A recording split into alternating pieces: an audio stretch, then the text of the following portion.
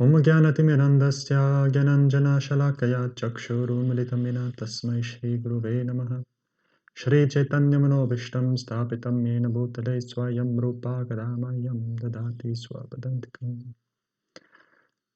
Hare Krishna, devotees of the Govardhan Govardhan Vidyapit. Today we are doing our fourth presentation towards the obtaining the degree of Bhakti-vaibhava, and today is the sixth canto, and the theme we have chosen is Poshana, the theme of Poshana, the Lord's protection, and how that plays out within the sixth canto of the Srimad Bhagavatam. Okay, so firstly, this theme of Poshana, where is it coming from? Let us define it. So, in the second canto of the Srimad Bhagavatam, in the 10th chapter, there it is defined the 10 topics that the Srimad Bhagavatam deals with. Atasargo visargascha sthanam poshanam uttava manvantareshino kata nirodo muktir ashraya. The 10 cantos of the Bhagavatam is creation, subcreation, etc. And one of these themes that will be discussed in the Bhagavatam is Poshanam. And in the fourth verse of this 10th chapter, this Poshanam is defined as Poshanam Tat Anugraha. And there, Prabhupada translated, he takes Stitir Vaikuntha Vijaya, Poshanam Tad Anugraha together, and he translates it as the right situation for the living entity is to obey the laws of the Lord and thus be in perfect peace of mind under the protection of the Supreme Personality of Godhead. So this protection of the Supreme Personality of Godhead, Tad Anugraha, is defined as Poshanam. In his commentary, Srila Vishwanath Chakravarti Thakur also gives definition, but just let us look for a moment at the word Poshanam. What does the word Poshana mean in the Sanskrit dictionary? Poshana means the act of nourishing, fostering, keeping, or supporting. So that's what Poshana means. So protection, but with an element of nourishment and care, one could say. And this Bhagavatam describes as Poshana means Tat Anugraha, the Lord's mercy. That is what Poshana means. But what is this mercy? The Lord's mercy is such a mysterious thing. What is the protection or the nourishment that the Lord gives? And who does He give it to? That is the big question. And in his commentary on this verse, the second canto, 10th chapter, verse number 4, His Grace Vishwanath Chakravarti Thakur, he gives a little insight into what this Poshana means. Let us see from Vishwanath Chakravarti Thakur. In protecting the jivas, the Lord shows His mercy to some, the devotees performing sadhana, even if they are involved in sin by accident. This is the meaning of Poshana. What an amazing idea that the Lord's protection, the special Lord's protection, is that He gives the devotees His special mercy. Those who are engaged in sadhana bhakti, they really receive this Poshana. So one of the other topics of the Bhagavatam is stitir, sthanam, which Prabhupada translates as the status quo or the situation of the universe, which is mostly discussed in the fifth canto, where it is explained that the Lord has laws. There's the laws of Dharma. And these laws determine who is situated where. These laws determine where you find your place within the material world. If you perform pious acts, you move upwards. If you perform sinful acts, you go down. That is sthiti, sthanam, the situation. And there cannot be any deviation from this. But Poshanam is then something different.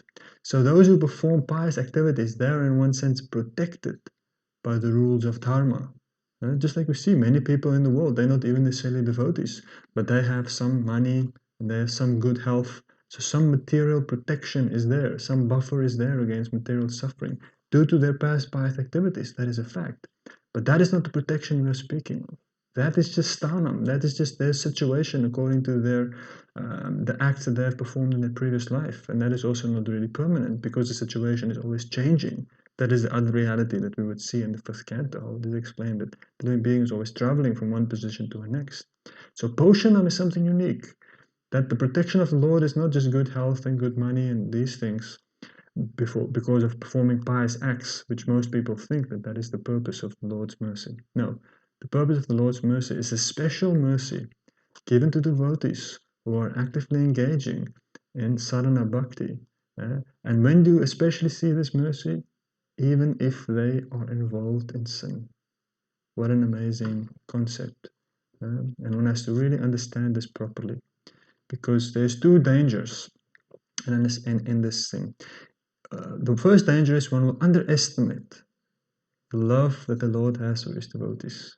And one will overestimate the extent to which devotees are under the jurisdiction of material laws. So one has to break through this conception and say, actually the Lord does protect his devotees, even if they break the rules of dharma, that he actually protects them.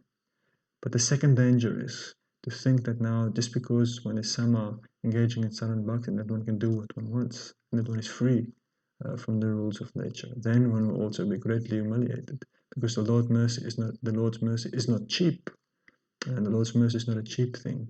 And then one naturally performs, it could be said to be the seventh offense against the holy name, that one performs sinful activities on the strength of chanting or on the strength of performing devotional service. And then one will get into trouble. So therefore the Bhagavatam, an important theme in the Bhagavatam is this mercy of the Supreme Lord and how this mercy works. And the best way to understand the Lord's mercy, because it is ultimately mysterious. And why is it so mysterious? It is mysterious because it is personal. Just like in relationships are mysterious because it is based on a certain reciprocation between spiritual entities, and it is different. Each relationship is different. The Lord has different relationships with each devotee. So similarly, the Lord's mercy is then also in one sense mysterious, because different people will receive the Lord's mercy in a different way. But the best way, therefore, that the Bhagavatam will explain this principle of the Lord's mercy is that by looking at specific events that has happened within this universe. That is how, looking at specific instances, different devotees who have received the Lord's mercy, and specifically those devotees who have somehow become entangled in sin. So that then is specifically the theme of the sixth canto. The sixth canto deals, according to Vishwanath Chakravarti, each of the cantos from the third canto to the 12th canto is dealing with one of the 10 topics, predominantly, not exclusively, but it is an important theme in that canto. So the important theme that runs through the sixth canto is the theme of poshana, or protection. And we will see a variety of pastimes where devotees have somehow gotten into trouble, either by being disrespectful or by being outright sinful, and have gotten a specific reaction. But in each case, they were protected by the Lord. And how exactly they were protected and what was the final conclusion, that is what the Bhagavatam teaches us in the sixth canto. So what we will do is we will take a look at the most important leelas in the sixth canto and see how this theme of Poshana is at play, what we can understand about the Lord's mercy. Now, Prabhupada explains that one has to have a fear of falling down. Very important. The seventh canto of Bhagavatam. He says, the same man, therefore, is always fearful of falling from his position. And this is a regulative principle. One should not fall down from his exalted position. So that is, one has to understand that the Lord's mercy can save us from falling down to a certain extent, at least in the ultimate spiritual sense. But it is a dangerous position to perform sinful activity. The devotee tries to avoid it strenuously, because falling down, any sane person is afraid of falling down from his position. We can see even in the society of devotees, for example, if you make a big slip, Krishna might still forgive you, but your reputation is ruined. When we see Vaishnavas who have perhaps repented, and when we accept that their repentance was sincere, but at the same time they have performed activities that have now ruined their reputation, and therefore their ability to also render service to the Lord has been curtailed to a certain extent. So one has to be very careful.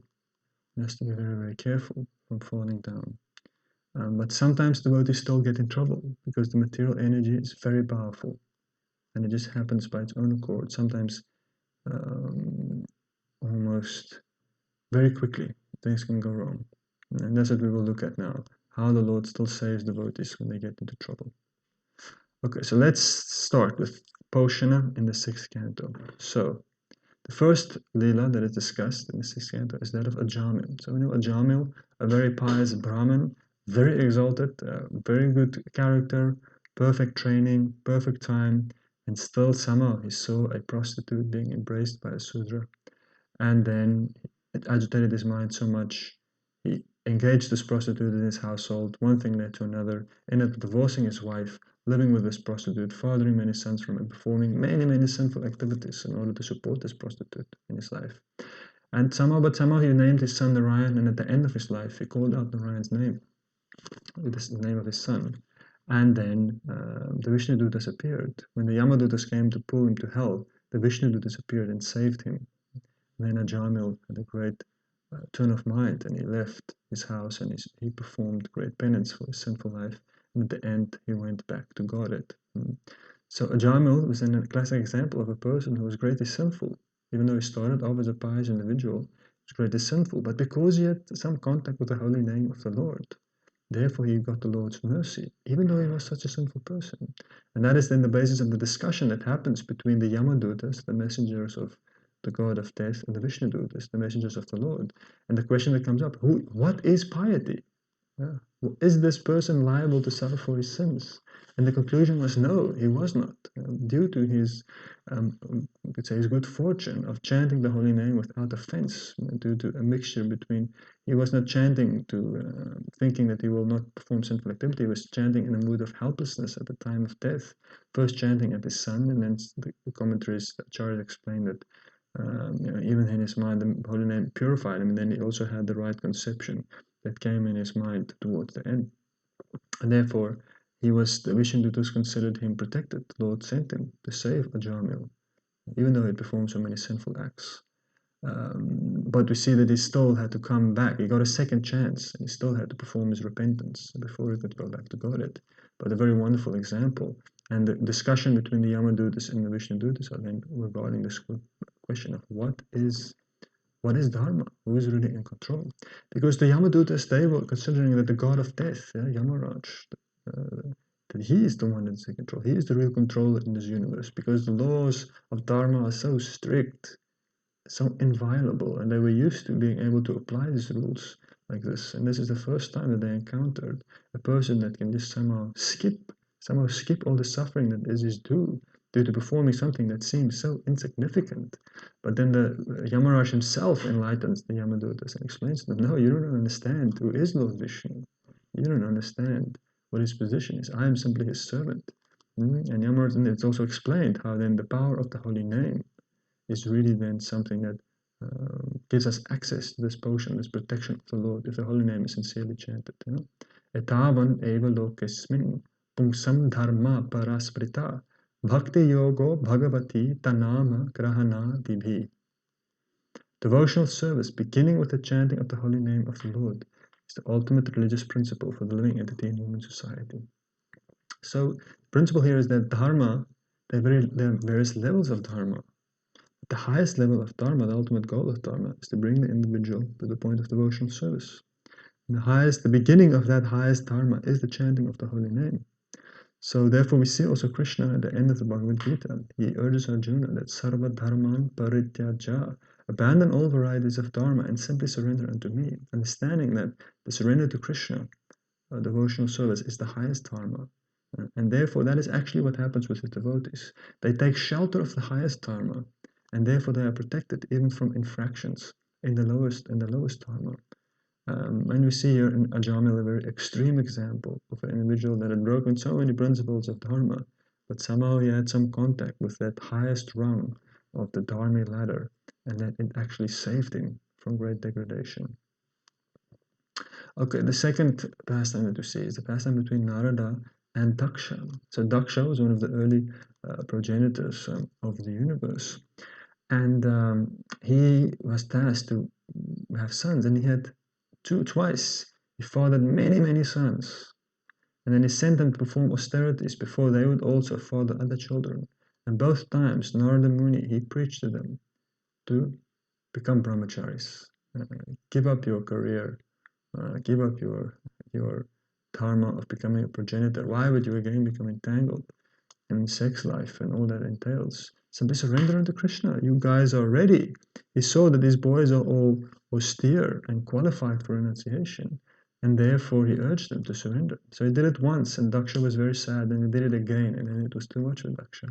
And Daksha cursed Narada Muni. Daksha had good dharmic arguments. He was telling him, I am simply performing my duty as the progenitor of this universe.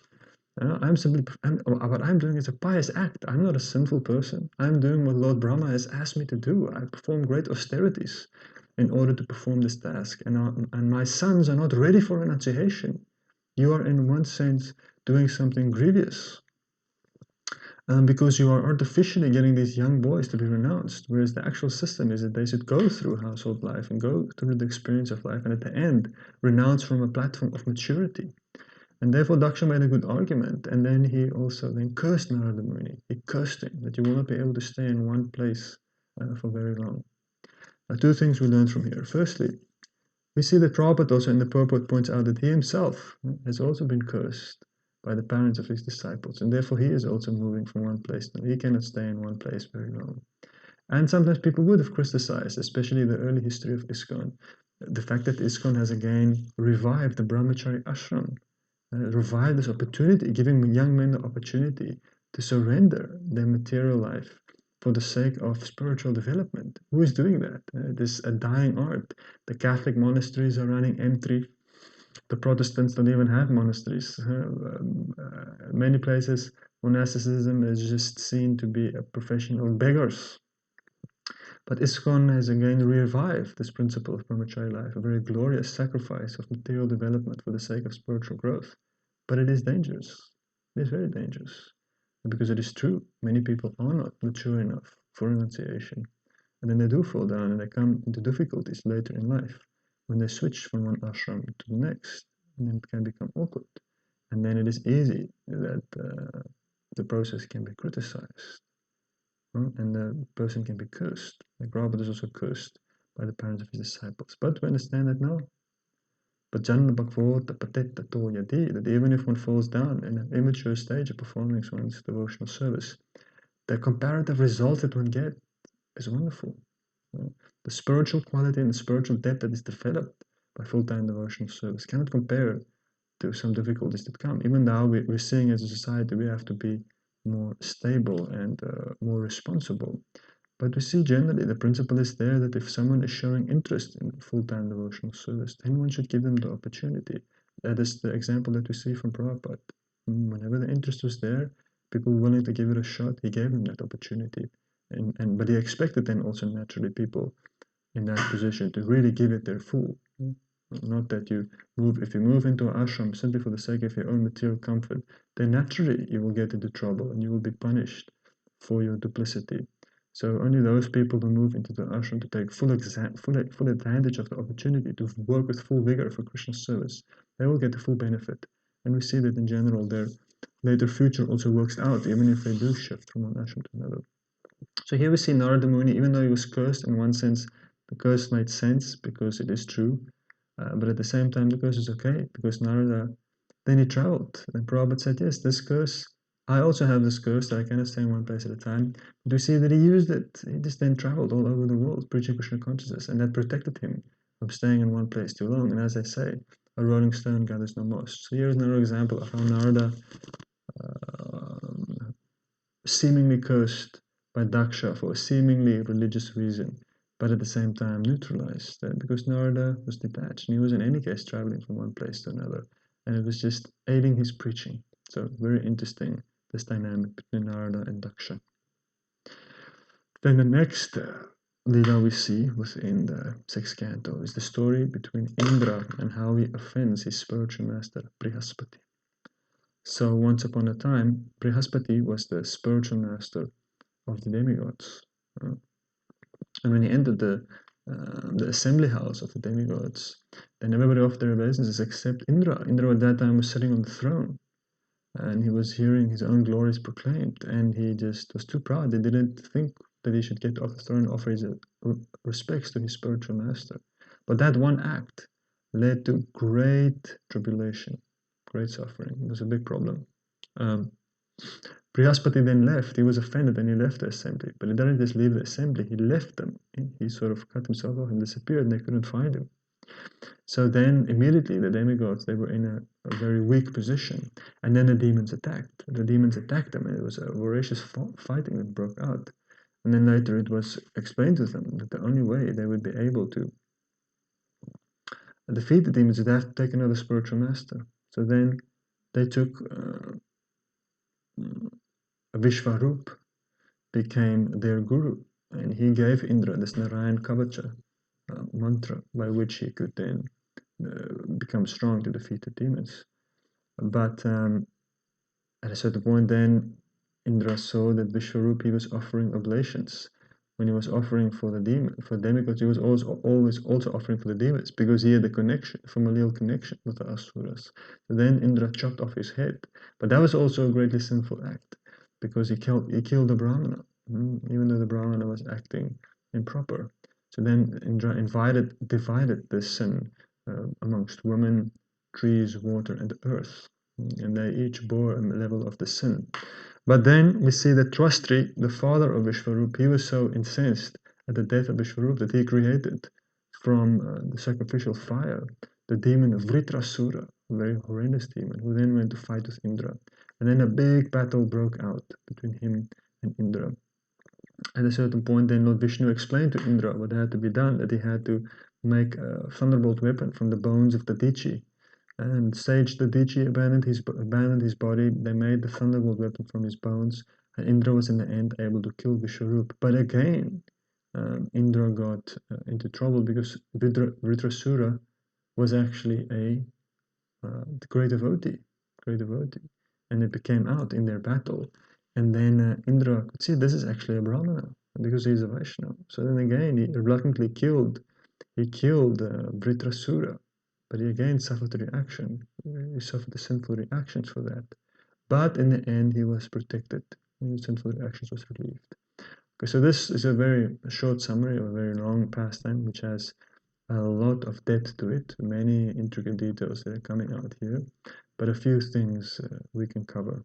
So, firstly, we see that Indra, even though he was a sakama, an individual person with material desire, he was still a demigod. He was still a devotee. He was still ultimately trying to perform the Lord's service. He was an empowered servant of the Lord, taking a big responsibility of managing the universe. But still, he performed a sinful act, and he obtained great suffering for it by offending his spiritual master. But through his repentance, he was still blessed by the mercy of the Lord. And we see that he received the potion of the Lord. How is that? Because the Lord guided him. The Lord didn't necessarily take away that sinful reaction. The Lord didn't make everything okay, but the Lord showed him what needed to be done, how to come to a final conclusion. So that is very interesting. That sometimes if we mess up, as they say, if we do something wrong, Krishna might not necessarily just remove it. We have to struggle through it, to go through it, and we will get some reaction, but he will help us. That is also his mercy. He will help us through it, just like he helped Lord Indra, to show us what needs to be done now, to correct our mistake, and to move forward. And so that was the interesting principle of mercy, the potion of the Lord that Indra received during this Leela. And at the end, we see everything ended well. He was reinstated, his relationship with his guru was restored, the demons were again put in their place, and even Vritrasura then was killed. And even that was interesting because in that pastime is amazing Prabhupada's purpose. I always explained it. In this specific instant, actually Vritrasura is the devotee and Indra is the demon. Because Vritrasura was without material desire. And he had simply been put there by Krishna's will. It was Krishna's will that he be killed on that battlefield so that he can return back to Godhead. So he also received the mercy of the Lord. Isn't it amazing? That's why Krishna is explained to be Daksha, very expert, because with one thing he can perform many different purposes. So Indra was the recipient of Krishna's mercy to a certain extent, and Vritrasura was actually the recipient of Krishna's mercy, even though they fought a battle and the one lost and the other won. And the actual winner, the greatest mercy of the Lord was bestowed upon Vritrasura, because he was the one that went back to Godhead, but he was also the one that was without material desire, even though he was in the body of a demon. So the mercy of the Lord is very mysterious and it is ever present, and we all get it according to our own level of qualification. And the real thing that qualifies us for greater mercy is not a material position of elevation, but the real thing that qualifies us for Krishna's mercy is the extent to which we only desire his devotional service. Then we'll become the full recipient of Krishna's mercy. So Indra got some mercy and some support due to his taking responsibility in the Lord's service, but at the same time, he didn't go back to Godhead because he didn't want to. So therefore, material desire is one of those things that separate us from fully receiving the Lord's mercy. But then the next question obviously is, who is Vritrasura? Who is this person? How could he go back to Godhead, and how could a devotee be born in the body of a demon? So Vritrasura, in his previous life in the Bhagavatam, explains where does Vritrasura come from? Vritrasura was then the great king Chitraketu. So Chitraketu was enlightened at a certain point at the death of his son. He was enlightened by Angira Muni and Narada Rishi, who gave him a mantra to chant the Lord Vishnu, and then he got the Lord's darshan. And that darshan he obtained prema. So he was a prema bhakta. It's a fact. Vishnu Chakravarti points it out in his commentaries. So Chitraketu was then a really transformed individual, but he was still a king. But then one day when he was traveling over Mount Kailash, he saw, in his celestial airplane, he saw Mother Parvati sitting on the lap of Lord Shiva. And he made a joke. Now, it's a very interesting joke that it was sort of a statement, a sarcastic statement, saying, isn't that amazing? How amazing is it? Lord Shiva is such an exalted soul that he can sit with Mother Parvati on his lap in front of the sages. How amazing it is. Now, the Acharyas point out that where was this coming from? Well, firstly, Chitraketu was tinged by a little bit of pride because he was a prema bhakta. So he had a little bit of pride was in there because he had this vision of the Lord before. So very interesting how a person can have such a transformative experience and still somehow be a little proud. But it wasn't a vindictive pride. It wasn't a vindictive pride. And we see that even the gopis, when in the Rasa dance, Krishna disappeared because the gopis manifested some pride. So it's interesting. This pride is we should be careful to judge the Chitraketu too harshly. This is because the gopis also naturally thought that now Krishna was very close to them, so they became a little proud about how much mercy Krishna has shown them. And then Krishna disappeared. And Prabhupada says, yes, that is what the Lord does. He is always checking to make sure that his devotees do not develop pride. So naturally, for the pure devotees or for the great exalted people, the Lord make this arrangement.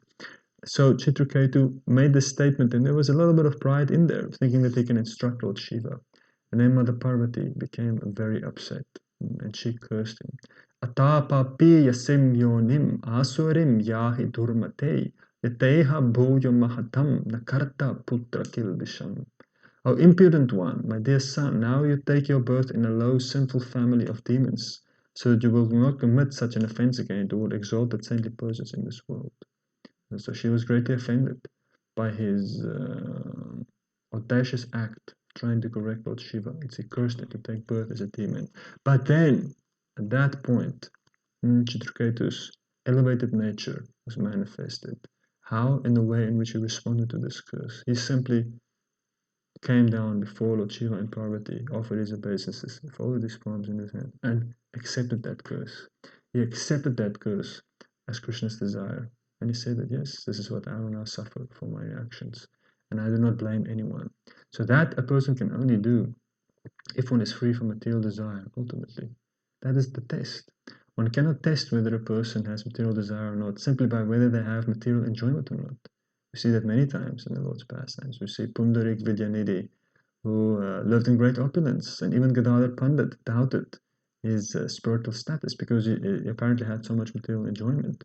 But then we see now actually had great love for the Lord, and when he heard the sloka sung by Mukunda, then he just threw away his clothes and ripped it, and he was just lying on the floor in great ecstasy. So same with Chitraketu, even though he looked so apparently opulent and looked so proud. But when the curse came that all this was to be removed and he would fall down into a sinful position, then he was not attached. He was not attached or disturbed at all.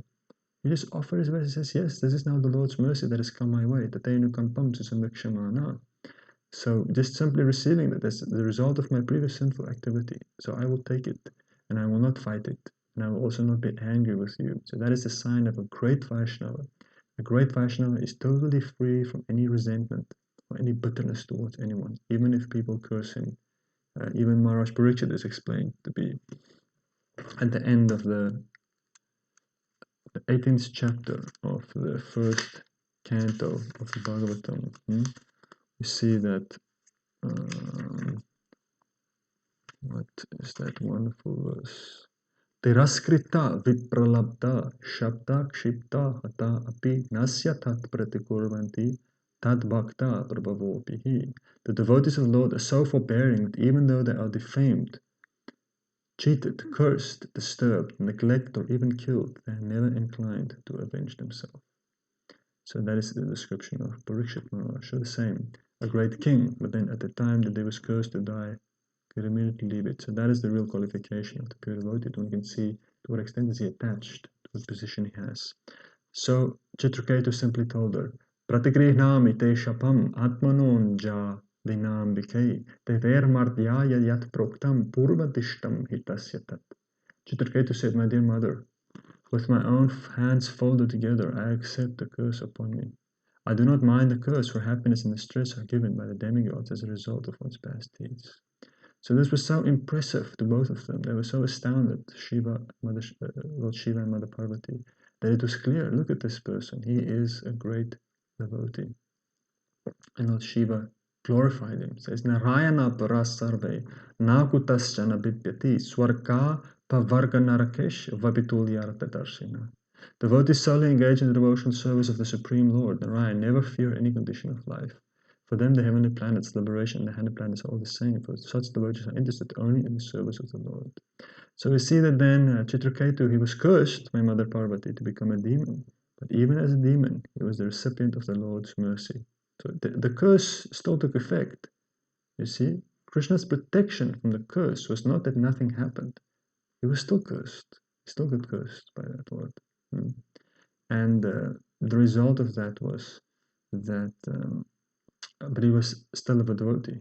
Even as a demon, he was still a devotee. But he performed, he was still acted as a demon. He still fought against Indra with all his might. But internally he was detached, and he knew he would now be going back to Godhead. So that was the poshanam of the Lord bestowed upon the Chitraketu. So the Lord's mercy, the Lord's protection was still there, even though he was born as a demon. So that is some of the wonderful pastimes that we encounter in the 6th canto of the Srimad Bhagavatam. Various instances in which we can see the Lord's protection given to the devotees in various forms of life that they find themselves, even if they get there by their own mistakes, by either being sinful, as we see in the case of Ajamil, wrongly cursed, like we see in the case of Narada, disrespectful to the point of a fault, like we see with Indra, or like in the case of Chitraketu, when one can say a slight misunderstanding that lead to grievous consequences. But even there, the Lord's protection at each time was helping the devotees, protecting not necessarily their bodies, not necessarily their material opulence, but protecting their devotional service. And that is the real result of the Lord's mercy, that our spiritual consciousness, our Krishna consciousness, whatever we have cultivated, will always be protected, and the Lord will always give us the opportunity to increase it, regardless of whatever reactions we are suffering for our sinful deeds. So we thank you for listening to this presentation. We hope it is to the great satisfaction at the wonderful devotees at the Vidyapit, and that they would now be merciful enough to bestow upon us the Bhakti-vaibhava degree once this presentation and final assessments have been done. We thank you very much, and we look forward to hearing back from you all. Hare Krishna.